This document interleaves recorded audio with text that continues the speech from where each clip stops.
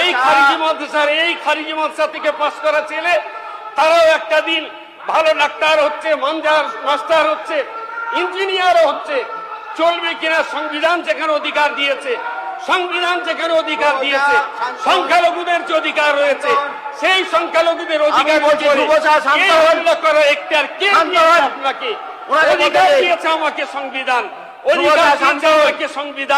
অধিকার দিয়েছে আজকের এই সদন, অধিকার দিয়েছে স্পিকার। আমার বক্তব্য বন্ধ করতে হলে স্পিকার সাহেব বলবেন আমি 1 মিনিটে বন্ধ করব। অনেকগুলো খারিজি মাদ্রাসা আমার রয়েছে। আমি মাননীয় মন্ত্রী মহোদয়কে অনুরোধ করছি, আমন্ত্রণ জানাচ্ছি, এই মাদ্রাসাগুলো কারা পড়ে প্রথমে ভাবতে হবে। কোন সমাজ থেকে তারা উঠে আসে, কত গরিব জায়গা থেকে তারা উঠে আসে, এবং তারা খারিজি মাদ্রাসায় পড়ে বলে এই নয় যে তারা কোনো সরকারি স্কুলের সঙ্গে তাদের সংযুক্ত নেই। তাদের থাকা খাওয়ার যাবতীয় ব্যবস্থা আমাদের করতে হয়।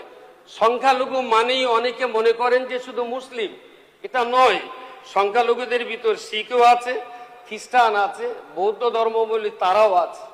সংখ্যালঘুদের জন্য যতটুকু অতিরিক্ত পাস হয়েছে, আমি মনে করি, আমি বিশ্বাস করি সকলের জন্য সমানভাবে এই অর্থ যাতে খরচ করা হয়, এবং সর্বোপরি উন্নয়নের জন্য, উন্নয়নের চোখ দিয়ে একটু সদিচ্ছা থাকাটার প্রয়োজন বলে আমি সদিচ্ছার দৃষ্টি আকর্ষণ কামনা করছি। মাননীয় স্পিকার, আজকে মাদ্রাসা নিয়ে যে কথাগুলো উঠছে বারবার আমাদের শুনতে হয়।